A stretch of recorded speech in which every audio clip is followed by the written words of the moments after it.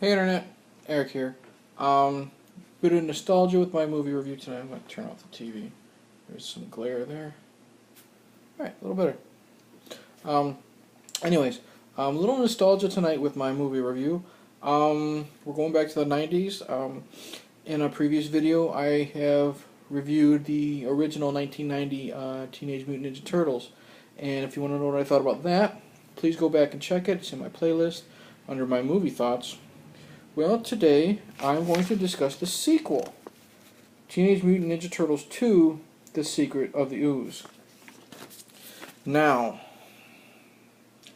first off, let's just say this has got a big tone difference from the first one. If you're new to my channel, there will be potential spoilers, but it's a fucking Ninja Turtle movie that came out in 1991. So, whatever. Big tonal shift here. First off, let's get to the cast. First off, Brian Tochi does return as the voice of Leonardo. Robbie Rist returns as the voice of Michelangelo. Kevin Clash returns as the voice of Splinter. And that's all that returns. Raphael's voice is different. Donatello's voice is different. Judith Hoag, who was wonderfully playing April O'Neil in the first one, she's replaced by Paige Turco. And honestly, I don't know why they replaced her. I absolutely loved Judith Hoag in the first one. Judith was, beautiful. She had the sassiness to her. She had a toughness to her. She had a vulnerability to her. Now, don't get me wrong. Paige here in this movie is fine, but she's nothing special. It's a big difference from the first one. But she does what she needs to do. There's no Casey Jones here. The actor who plays Tatsu returns, and I think it's the same actor who plays Shredder. But anyways, yeah, big tonal difference here. They go more of the comedy route. And the reason is because there was a lot of complaints about the first one for being so dark, being more adult-oriented. A lot of parents took their kids to see Ninja Turtles thinking it's going to be just like the cartoon, not knowing it's going to be a lot more like the violent comic book. So anyways, basic plot of Ninja Turtles 2 is, in a nutshell, there is this professor who works at a plant called TGRI. And he is getting rid of all of the ooze that it leaked out in the environment, and it caused these dandelions to grow 25 times normal size. And the turtles find out from Splinter that this is the same ooze that mutated the whole group. Turned Splinter into what he is and the turtles into what they are. And they want to get the last vial of ooze to study it. And unknowns to them, Shredder survived that fall and that crush in the back of the garbage truck from the first film. Shredder now is trying to reform the Foot Clan, and he kidnaps the Doctor, and he creates Tokka and Rahzar, which is supposed to be like Bebop and Rocksteady, but I think there was some licensing issues. But Tokka is this mutated snapping turtle. Rahzar is this gigantic wolf that's mutated. It's basically the rest of the film. The Turtles, with the help of newcomer Keno, played wonderfully by Ernie Reyes Jr., trying to stop Shredder from doing what he's doing. All involving great action and Vanilla Ice Cameo. Now, I shit you not, a Vanilla Ice Cameo.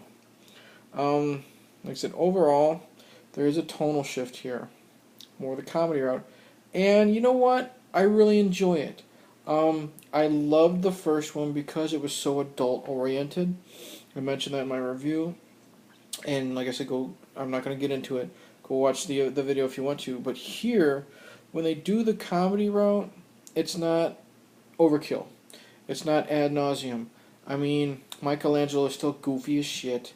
Donatello is still goofy. They make him a little bit more goofy. Like I said, he's still very, very likable.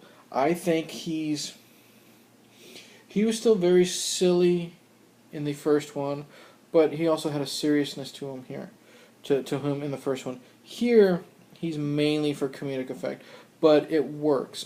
Because of his rapport with the other turtles, it works perfectly. Um, the the action is fantastic. They took out. Leonardo never uses his swords on anybody because, they wanted to change it because of the violence. You never see Michelangelo use his nunchucks because of the violence. But what I liked about that is that caused them to get more creative. And I really enjoyed it. I liked how the turtles were fighting some burglars at like a mall. And Michelangelo gets knocked behind the counter of a deli. And since he can't use his nunchucks because, the nunchucks were too violent, he grabs like the meats that are hanging from the ceiling and uses them. It's great. Like I said, it's comedic effect, but it's not overkill. I love the inclusion of Ernie Reyes Jr. here as Keno. They obviously they didn't have Casey Jones, but they obviously needed someone's help. And Ernie Reyes Jr. here is a fantastic, fantastic martial artist. His action sequences are top notch. I think he was a stunt double for Donatello in the first film, so that's how he got the connection. Probably to come back for the sequel. But like I said, his action is fantastic.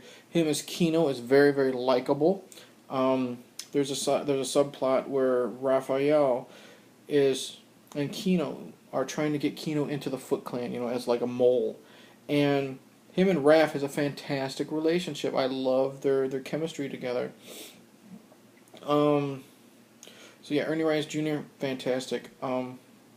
Jim Henson's Creature Shop, still top notch. The turtles still look great. I love the look of Tokka and Rahzar. The animatronics with the lips syncing up with the voices have gotten a lot better. The suits still look great, like I said. So I think sadly, this was the last time the Jim Henson shop had anything to do with this. I know Jim Henson passed away before this was released, and this movie was dedicated in his honor. But yeah, so the effects are great. Like I said, I love, especially the way Tokka and Rahzar look.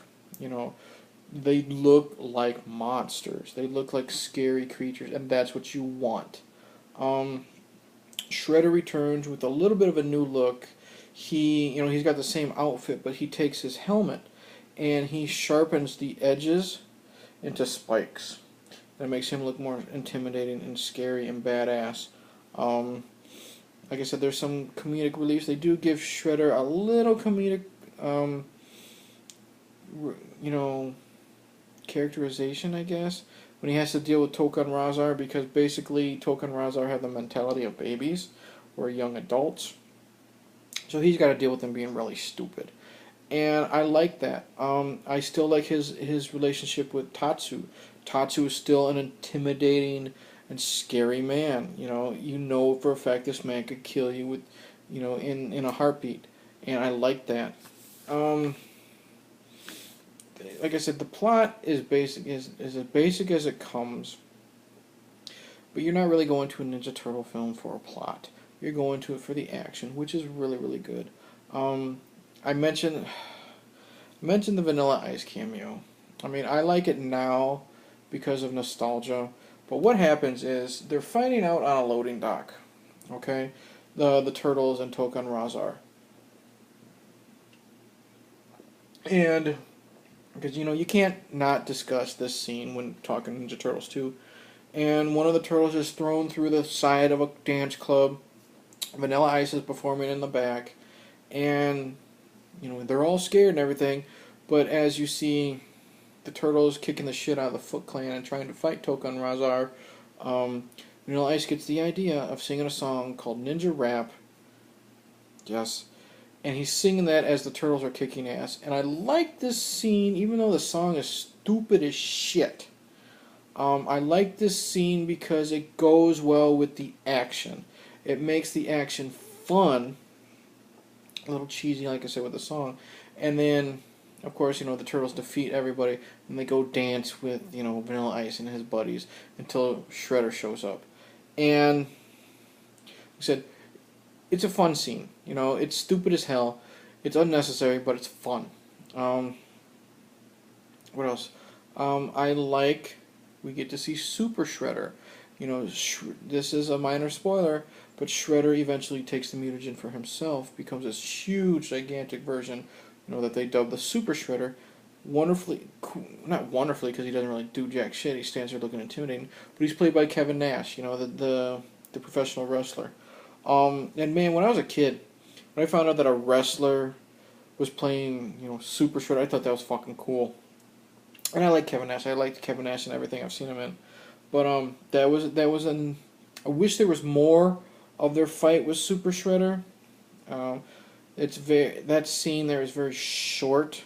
They do make Super Shredder scary and very dangerous, but I wish there was more of a fight between them. I won't say how they defeat Super Shredder, but I do wish there was more. What else? I said Kino. Basically, there isn't really a lot more to discuss on Turtles 2 because, you know what, like I said, it's a very thin plot, but you go to this movie for the action. Yeah, that's it. What do I say? Is it do I love it as much as the first film? No. But you know what? I still say I really like this. I have fun with this because of the nostalgia, even if it is, Vanilla Ice. I love the like I said, the creature effects are still good. The mouth syncing has gotten a lot better. Tokka and Rahzar look fantastic and scary. They're monsters. The action is fantastic. Ernie Reyes Jr. I still love Elias Koteas as Casey Jones. I loved him so much. It was disappointing that he wasn't in the sequel, but him being replaced with Ernie Reyes Jr., be it they're totally different. Ernie Reyes Jr. is this martial artist. Elias Koteas played Casey Jones as this fist fighting thug. They're totally different characters, but Ernie as Kino was a fantastic substitute. Like I said, I was disappointed that we didn't get Casey Jones, but we got Kino, which is good. I really liked it. The soundtrack is still fun. From the opening theme to just the soundtrack in general, great. The animatronics on Splinter have gotten a lot better. Yeah. There isn't really a lot to crap on this film other than some of the people didn't return, and it's more lighthearted. I preferred the darker tones of the first film, the more adult tone of the first film. But overall, Teenage Mutant Ninja Turtles 2, Secret of the Ooze. If you enjoyed the first film, give the second film a shot. Because, like I said, you might be disappointed in the fact that it's more lighthearted and funny, but I think the comedy works for the most part.